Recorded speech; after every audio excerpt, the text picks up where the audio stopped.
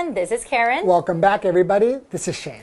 Today we're looking at part 2 of putting pen to paper. The history of ballpoint pens. And the vocabulary words are crew. Crew. The captain of the ship asked the crew to do their best. Responsible. Responsible. The teacher discovered that Dennis was responsible for the broken window. Household. Household. Diane made a list of all the household chores that need to be done. Contribute. Contribute. A heart problem contributed to the singer's death. Essential. Essential. Heat, electricity, and hot water are considered essential services. So we're still talking about ballpoint pens, right? Right. So I guess this guy, Biro, made a lot of money from this invention. Right. At first, basically, it was just in Argentina. That's right. And he was able to sell some of it, like a really big contract was to the UK, I think? UK, the Royal Navy. That's there, right. Or Air Force. Right. And that was a big thing. But he's not really the one who spread the ballpoint pen all over the world. It was actually an American businessman, right? Go America. Milton Reynolds, I remember his name is. Right. But I think one thing about the ballpoint pen is that it's kind of responsible for cursive writing going out of fashion. What do you mean? Because when you write with a fountain pen, it's very easy to connect the letters together. But with the ballpoint pen, it's not quite as easy. And so I think people started to print and use like block letters more. Instead of cursive writing. Yeah. Aw, what a pity, because I love cursive writing. It is really pretty, but... It is. But nowadays, I don't really see anybody writing in cursive writing. Yeah, I wonder if they're still teaching it in school in English-speaking countries, if it's important anymore. But I learned it, and you learned it. Yeah, and I love it. Even until today, I still do it. Okay. Well, hopefully you learned a little bit about the ballpoint pen and learned a little bit about how sad we are that handwriting or cursive writing is out of fashion. Okay, enjoy today's lesson. Enjoy. Putting pen to paper. The history of ballpoint pens. Biro began selling his pen in Argentina, where he and his brother had fled to during World War II. His biggest customer was the UK's Royal Air Force, which ordered 30,000 pens to allow its crews to write more easily while in the air.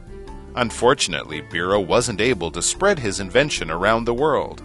Instead, American businessman Milton Reynolds was the man responsible for that. After seeing the pens in Argentina, he changed the design just enough to sell them as his own. Though expensive, the pens were a big hit with American customers in the 1940s. Today's lesson is called Putting Pen to Paper, the History of Ballpoint Pens. Part 2. Hello everyone, my name is Jeff. My name's Mike. Ballpoint pens, they're everywhere. You probably have one around you right now. Yesterday we learned about Laszlo Biro. Not a great scientist, but a Hungarian journalist who used old-fashioned fountain pens, leaked ink everywhere, got on his hands and all over the place. He thought there's got to be a better way. He saw some kids rolling marbles through water. He thought, if I could roll ink across a page in the same way, that would make a good pen. He came up with the ballpoint That's pen. what he did. Well, he and his brother. He and his brother, they developed an ink, but yes, the marble rolling through the puddle and making a line, it gave him the inspiration for the ballpoint pen. Now, in Hungary. It has been invented. Yes. And there's more to the story. Biro began selling his pen in Argentina, where he and his brother had fled to during World War II. I'm sure there's a story behind that, but let's go ahead and move on. Now, his biggest customer was the UK's Royal Air Force, which ordered 30,000 pens to allow its crews to write more easily while in the air. Fascinating. So there you go, the Royal Air Force. That's, the guys who fly warplanes around during World War II. The British Royal Air Force, or the UK, they ordered a bunch of these pens for their crews because those planes used to fly real high. It was cold up there. The old ink would just freeze inside the pens. And the flight crews didn't want frozen ink in their pens. What is a crew? A crew is basically a team of workers working together, probably closely, for some special job. We can talk about the crew of a ship, the sailors and the officers, the people who run the ship, work the ship, drive the ship, fix the ship. That's the crew. We could have a film crew, the people who do the lights and the camera and the sound guy and the makeup people. Those are the film crew. So they're all working on a specific job. They all have different jobs, but they work as a team. For example, the captain of the ship asked the crew to do their best. Do your best, men. And they said, yes, sir. And they went off and did their best. So there you go. So the Air Force orders all these pens. Now, unfortunately, Biro wasn't able to spread his invention around the world. I just realized something. You know what British people call ballpoint pens? What? They call them biros. Spelt that way. Interesting. Yeah, that's Wow. why. Because the Royal Air Force ordered them. But still, what's the story here? Why was he not able to spread his invention throughout the world? Well, The Americans. here's the story. Instead, it says that American businessman Milton Reynolds was the man responsible for that. That's why Americans don't call them biros, because of Milton Reynolds. Milton Reynolds. What did he do? What was he responsible for? I bet he stole the idea. He did. He was responsible for it. He did it. He was behind this. By the way, yes, if you are responsible for something, you had a hand in that, or in bringing that thing about. You did it. You caused it. You were behind it. No, we're not talking about being responsible people. Oh, you can trust me. I'm responsible. No, here we're kind of pointing a finger as far as guilt is concerned. Anyways, for example, the teacher discovered that Dennis was responsible for the broken window. They don't call him Dennis the Menace for nothing.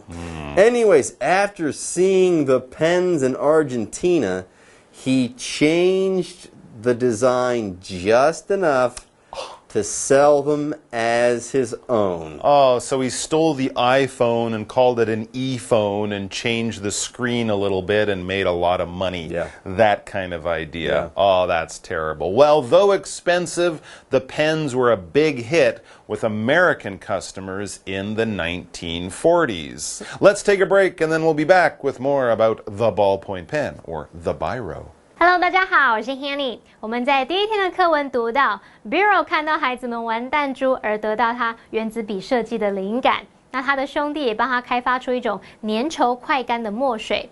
那在二战期间，他跟他的兄弟逃往阿根廷，后来他就开始在那边卖他的笔。而最大的客户是英国皇家空军，他们订了3万支笔，要让工作人员可以在空中能够更容易的书写。不过呢，他没能把这个发明推广到世界各地，反而是有一个美国商人在阿根廷看到他那种笔之后呢，就改变了设计，然后当做自己的笔来卖。虽然价格不便宜，但是呢，在40年代还蛮受美国顾客欢迎的。好，这边有来看2个单字。第一个是 crew， 它是指一组工作人员，或是像飞机或船上那种全体机员的意思。再来看 responsible， 它可以形容是需负责任的，或是作为原因的。那么单字例句写到说 Dennis 要为窗户破掉来负责 ，Jeff 老师就开玩笑说，大家会叫他淘气阿丹 Dennis the Menace 是不是没有原因的好吗？就可能他就太调皮这样子。不晓得同学们知不知道以前有一部连载漫画就叫做 Dennis the Menace， 中文翻译成淘气阿丹，他也有出一些相关的卡通和电影。好，那补充一下 Menace 这个字 ，M-E-N-A-C-E， 它是用来表达威胁或是具有危害性的人或物，它是当名词。好，另外 Mike 老师他刚突然想起，在英式英语里面，原子笔又叫做 Biro，B-I-R-O。有没有发现，就跟原子笔发明人他的名字拼法几乎是一模一样，对不对？只是插在上面的撇而已。Biro 也可以用来指原子笔哦。接回到课文中。Putting pen to paper. The history of ballpoint pens. Eventually, mass production made plastic ballpoint pens more affordable, and soon they were a household staple. Although ballpoint pens were convenient, they changed the way that people write. Because of the way the ink flows, it doesn't feel natural to join letters together. In addition, ballpoint pens can be less comfortable to write with because more pressure must be applied when writing with them. Some say these factors contributed to the decline of cursive writing. Okay, we're talking about ballpoint pens. Now, right before the break, it said that in America there, ballpoint pens were kind of popular, but they were also kind of expensive. But eventually, mass production made plastic ballpoint pens more affordable, and soon they were a household staple. Translation, eventually, there were factories. People learned how to make these pens by the boatload. Out of plastic, they became cheap, and then they were everywhere. They became household staples. Absolutely. A household is basically your home and the things and often the people inside it. All right, so that is your household. You have things in your household, people live in your household, furniture, machines, food. You pay taxes on your household and all sorts of stuff. So we're not just talking about the building, we're talking about the place you live, if it's an apartment, if it's a house, doesn't matter, and the things and activities and people that are all involved in it. That is your household. For example, Diane made a list of all the household chores that need to be done. Cleaning, washing, paying the bills, cooking, all of these things might be household chores. So a household staple is something every home will have. Every home will have ballpoint pens, not just rich people or whatever, because they're so cheap and easy to get. Although ballpoint pens were convenient, they changed the way that people write. Very interesting. So they were very useful, cheap. People used them so much that it actually changed the way human beings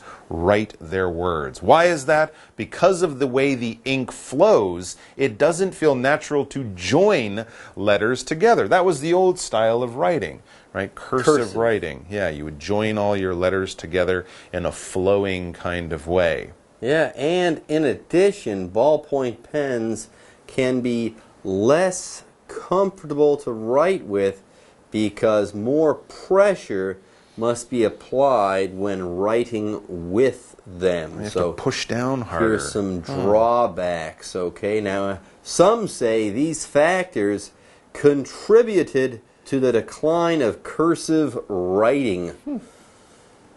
I learned to write cursive. Me too. I don't write in cursive. I would say that texting probably is going to lead to the decline of cursive writing, but that's a different topic for a different day. Here we have the verb contribute.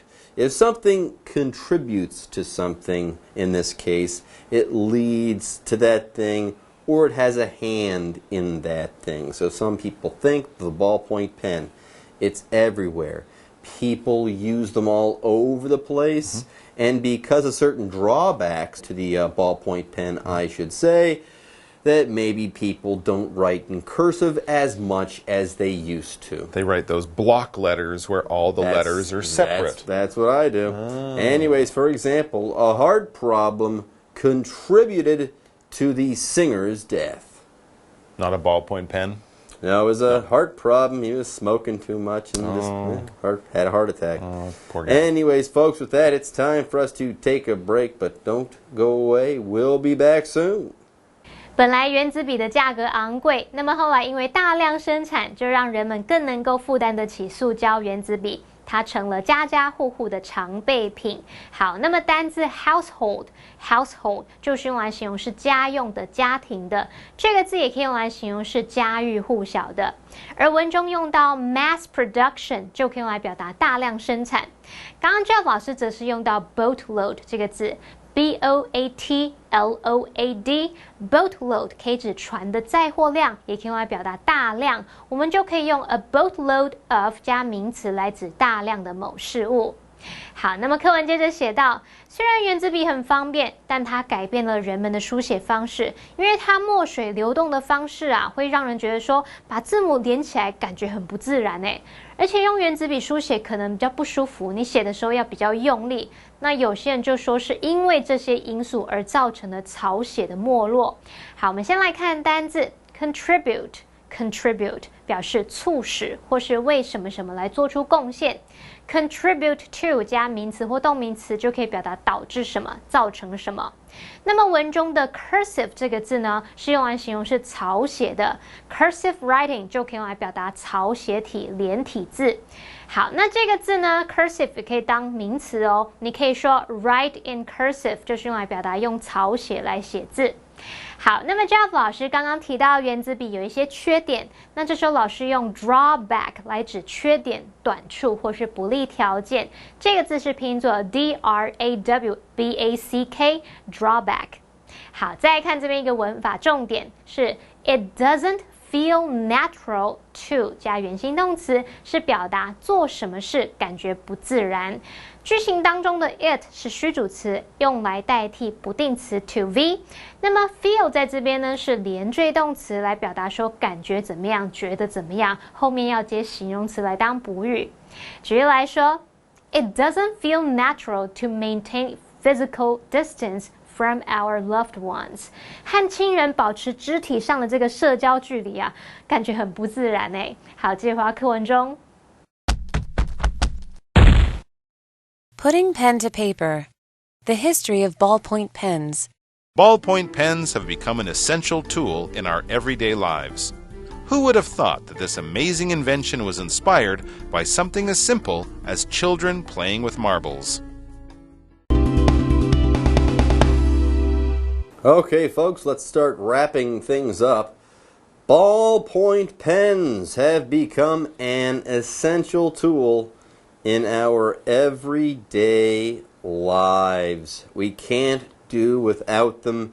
If we didn't have ballpoint pens, we'd have to write with pencils or markers or Feather quills. or fountain pens or crayons. Right. Oh gosh, the list goes on and on. Yeah, absolutely. That's why ballpoint pens are essential. They're necessary if you want to write easily and you don't want to spend a lot of money or make a lot of mess.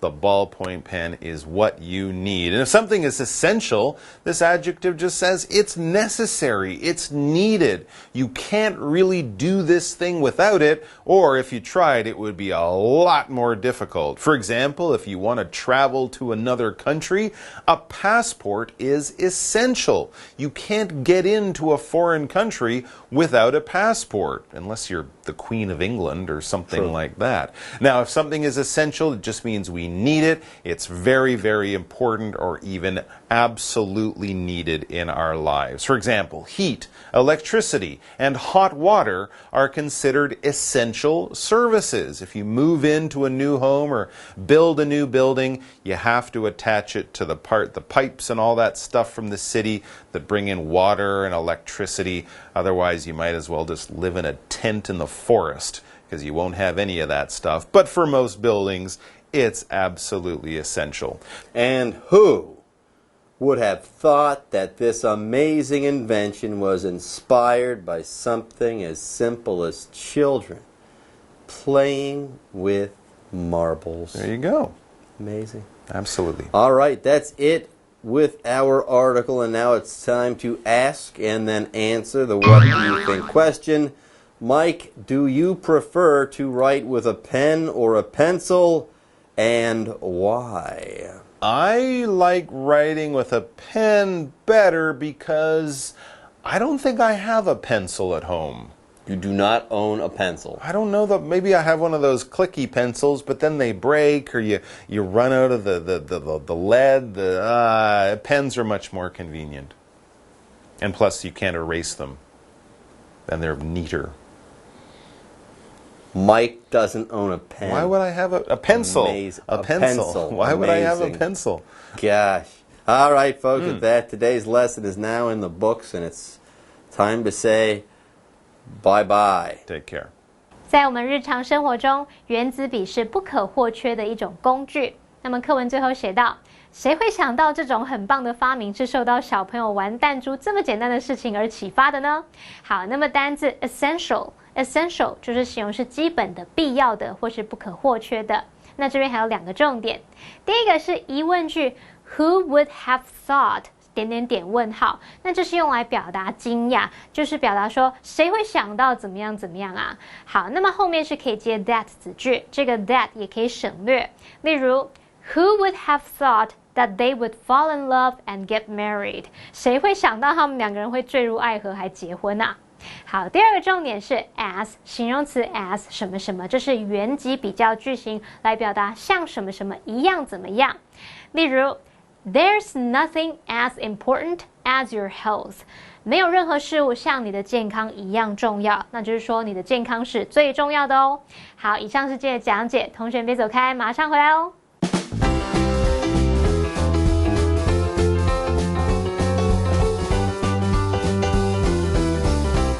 Australia has some interesting and unique landscapes.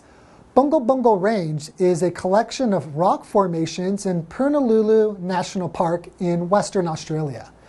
It's a beautiful place with colorful layers of orange and black rocks. The sandstone and other rocks formed over 350 million years ago. Scientists think that a meteorite hit the area a long time ago. That might be one of the reasons it looks so unique. Wind in the Tanami Desert and rainfall created these patterns on the rocks too.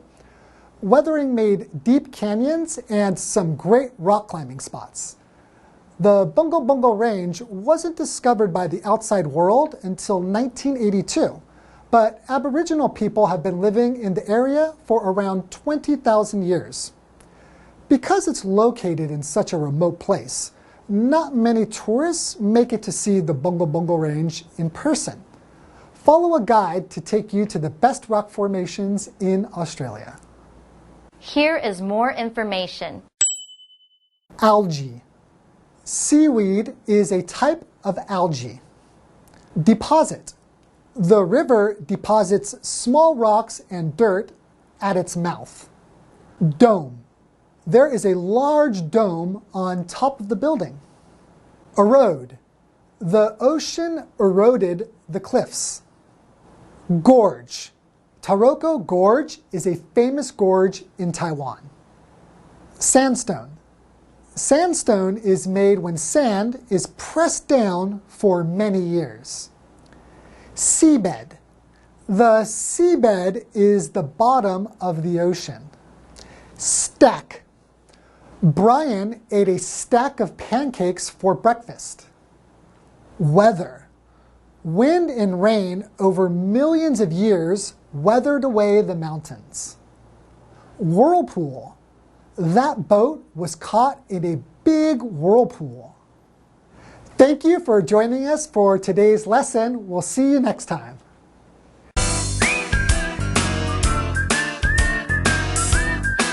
See you next time.